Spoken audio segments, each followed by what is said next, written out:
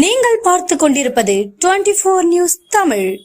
பழனியில் முதியோர்களை குறிவைத்து ATM card மூலம் நூதன முறையில் கொள்ளையில் ஈடுபட்ட ராஜா முகமதுவை தட்டி தூக்கிய காவல்துறையினர். தேனி மாவட்டம் பெரியகுளத்தைச் சேர்ந்தவர் ராஜா முகமது. இவர் மீது கோவை, பொள்ளாச்சி, மேட்டுப்பாளையம் உள்ளிட்ட பகுதிகளில் ஏடிஎம் மிஷினில் பணம் எடுக்கும் முதியோர்களை குறிவைத்து நூதன முறையில் ஏமாற்றி பணம் பறித்ததாக 10க்கும் மேற்பட்ட வழக்குகள் உள்ளன. இந்நிலையில் கடந்த வாரம் பழனி பெத்தநாயக்கன்பட்டி பகுதியைச் சேர்ந்த கிருஷ்ணசாமி என்ற முதியவர் பழனி எஸ்பிஐ வங்கியின் ஏடிஎம் மிஷினில் பணம் எடுக்க சென்றுள்ளார். இவருக்கு பணம் எடுக்க உதவி செய்வது போல் ஏடிஎம் கார்டை மாற்றி அவரிடம் கொடுத்த ராஜா முகமது அவர் கணக்கில் இருந்து 80,000 ரூபாய் பணத்தை நூதன முறையில் கொள்ளையடித்துள்ளார். இன்று பணம் எடுக்க சென்ற முதியவர் கிருஷ்ணசாமிக்கு தனது பணம் 80,000 ரூபாய் திருட்டு போனது தெரியவந்தது.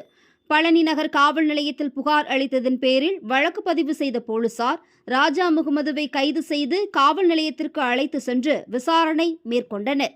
மேலும் அடையாளம் தெரியாத புது நபர்களிடம் தங்களது வங்கி ஏடிஎம் கார்டு, தங்களது ரகசிய எண்ணையோ தெரிவிக்கக்கூடாது என காவல்துறையினர் அறிவுறுத்தியுள்ளனர். 24 நியூஸ் தமிழ் செய்திகளுக்காக திண்டுக்கல் மாவட்ட செய்தியாளர் ஆஷிக் அலி.